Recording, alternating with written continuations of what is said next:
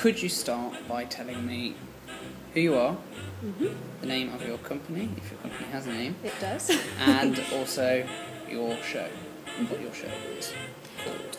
Well, my name is Lauren Backler, and my theatre company is called Skeleton Key Theatre, and my show is called Owl's Gal. Owl's Gal. Owl's Gal. And what is Owl's Gal about? Well, basically, it's a fictitious original story. It's completely not true. Fictional. It's sort of like a follow-on from Al Capone and the gangsters in America. It's set in 1933. Okay. And it's an idea I came up with a long time ago, that basically he's got an illegitimate child. And I'm playing the illegitimate child in the piece, and she's nasty. So the illegitimate child is Owl's Gal. Yes. So it sort of sounds like a girlfriend, but it's actually his daughter. That's what I thought it was about. I think a lot of people. That is what I thought it was about. Sort of done on purpose. That was good. Yes, you tricked me. Hopefully, I tricked everybody. So Al is your character's father. That's the word I was looking for. Okay. So does that? It's a one-woman show, obviously. Well, there's two people in it actually. Is it? Yes, yeah. There's someone that I've worked with before from back home, not on the course. So they're not. Oh, okay. Yeah. That's probably why I got the impression it was a one-woman show. Yeah. It's sort of. I mean, obviously, it's written by me and sort of is, but obviously there is somebody else in it, so it's not really. Okay. And who is the other person playing? I assume it's Al. No, it's not actually. No, it's because it's like a follow-on story. Al isn't actually in it.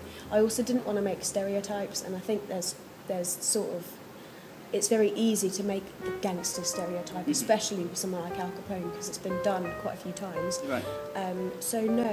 He's playing a journalist as part of the story. Basically, she's on a ship heading towards England from America. Yeah. And the story sort of comes out as things sort of develop.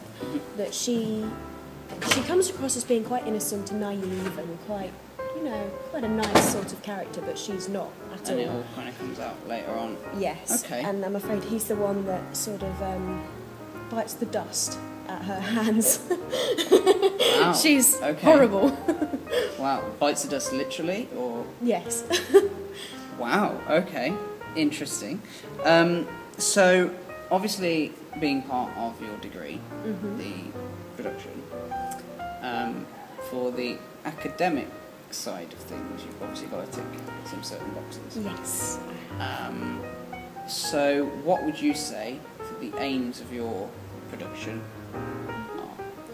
I think probably the main aim is to question people's ideas of the capability of 1930s women, because I think I've sort of been doing a survey just recently, and I, in my head, have always thought of like a specific, again I think it's to do with stereotypes really, of the sort of not necessarily oppressed but not equal to men, the sort of are not really capable of, not very intelligent, and I'm sort of fighting against that. Okay. So I think probably for the beginning of the play, it's safe to say that she is a little bit of a stereotype, the glamorous sort of. So it's kind of, I wouldn't say feminism, because it's not. Not but kind really. Of, but it's not sort of anti-feminism. No. That middle ground, yes. which is kind of probably the perfect place, really, because you're not saying that women should be. No, that's it. Equal to men necessarily, but you're not saying that they're not. I've got to word this properly. So you're not saying that. Yeah, it's more saying that women were oppressed, and the results of that have been various things. So almost, I guess, if I've got this right, it's almost you're looking at what might have caused a lot of the. I think it's more people's perceptions of things that may have caused the feminism and all yes, that. Yeah, Okay. I think that's as I say, I think it's a lot of it is based around people's sort of perceptions of stereotype. really. Right, okay, and you've chosen oppressed women of the 30s to kind of... Okay, so you're sort of looking at stereotypes specifically as a broad thing, but that's the vehicle that you've used is 1930s oppressed women. Okay. Confusing. Yeah. So, again, obviously, you've kind of got to tick boxes and you've got research that you've got to do, etc., etc. But from the artistic side, what have been your main sort of inspirations for Al's Gal and sort of the style of the piece, just the whole package? To be honest with you, it's quite naturalistic, so I would say more down the Stanislavskian route. It's quite sort of, as I say, quite naturalistic in style. It's not abstract, really. It's quite a straight down the line sort of play. Yes. Yeah, so you've kind of gone for the naturalistic sort of, so you say Stanislavski, kind of, I can't think of who it is, but you're sort of looking almost like 1930s genre theatre, I guess. Yes. Sort of pre-Brecht. Yes. Very much so. Stuff like Inspector Calls, that sort of thing. Exactly. Yeah. Okay. That's it. Interesting. That's it. Yeah. Okay. So where did you get the original idea for the piece, and how did that kind of come about? Well, I did a project at school. It was quite a long time ago. I think it was sort of early secondary school. And we had a project to do about a ship. And we had to sort of make a story around one person on this ship. And then I just sort of had this, because it was around that sort of era, I don't really know where it came from, but it just sort of came. Kind of decided you wanted to develop it a bit further. Yes, I sort of used a basis of historical context that was already there, if that makes sense, rather than sort of going on something completely new. And I have really tried quite hard during the piece to keep dates quite historically accurate. Correct. Yes. Okay, good. And so, how did you decide that you wanted to kind of, obviously you had that original idea years ago. How did you decide that you were going to develop it? Sort of, what was the sort of overall plan, and why really did you choose that idea to develop and use that as opposed to come up with something brand new?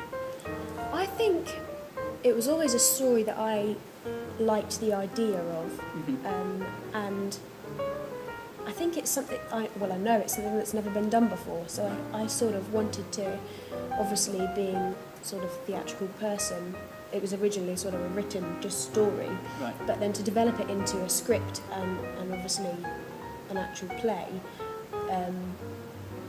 this seemed like quite a good opportunity, and with the idea of sort of the 30s oppressed woman sort of theme in the background and sort of completely blowing that out of the water as such in the play, this just seemed a good opportunity to sort of bring it all together. Kind of finish it in a way, I guess. I guess. Because with a lot of school projects, it's kind of over and you done. kind of get it out of the way, and then sometimes think, I could have done that, So good opportunity, and I guess it was probably quite interesting to actually have adapted your own work from a story into a script as well. I mean, a lot of things have had to change because that original story, I was quite young, and a lot of it wasn't historically completely accurate, and I did want this to be viable. I didn't want someone to be sitting in the audience going, no, that couldn't have happened, that just wouldn't have worked because at that time he was doing this, and so I sort of, things have had to change. You wanted to kind of iron out the creases. Yes, Okay, good. So, you're performing it at the Isham Studios here. That's where we are right now. And so that's on the Avenue campus, Northampton Uni. And you're performing it somewhere else the following... Monday, yes. You're performing it Saturday, so the 19th. A week tomorrow, so Saturday the 19th. although this won't be online. So Saturday the 19th. So you're doing that then, and then you're having the day off on Sunday, and then you're performing it somewhere else on the Monday. Yes. Where is it you're performing? The it? Spinney Hill Theatre, which is on the site of Northampton School for Girls, but it isn't actually run by the school. If that makes sense, it's its own theatre. I know that place. Okay. Yes. Are you planning to take the show elsewhere after you've done those? I'm hoping to. Yes, I'm hoping to take it to East Sussex, where I'm originally from. I've got sort of contact with a lot of amateur dramatics groups there, and people are at me going, "Come on, bring it!" So I'm hoping to take it. If they're asking for it. Exactly. Let them have it. That's what I say. Give it to them.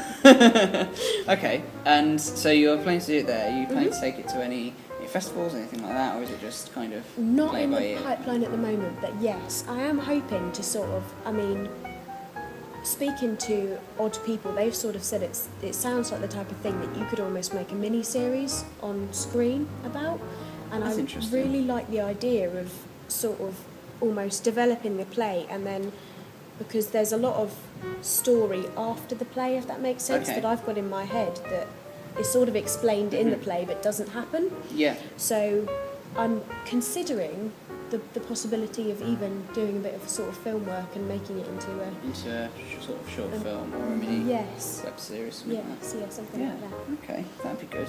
It's a high budget though if it's set on a ship. I know, that's the only thing. Well, the after story bit isn't set on a ship. Right. So that would be the bit that I'd most likely be filming, because obviously we can't really get a ship to film on. No, not really. No. Although, if you've got like James Cameron behind you, I'm sure he could sort you out with some I'll write him a letter. faux Titanic. Never know. Never know. In fact, now's probably the perfect time because it's the anniversary of the Titanic Well, this year, it's true. isn't it? So it's true. Get to a museum or something that looks like a ship. I know there's one in Belfast if you want to go there. Wow. Anyway, I digress. I'll just start filming. Everyone will be going, yeah. What is she doing? Nothing. Just ignore me. So it's the 19th and the 21st of May. Yep. So Spinney Theatre, which is the school for girls, and here in Isham. What are the ticket prices? £3 for students and £4 for adults. Fab. And what times do the shows start? The Saturday show is at 6:30 and the Monday show is at 7:30. Fab. Well, I'm hoping that I will be coming to see it. If not, it will be another member of Tap the Table coming to have a look. Lovely.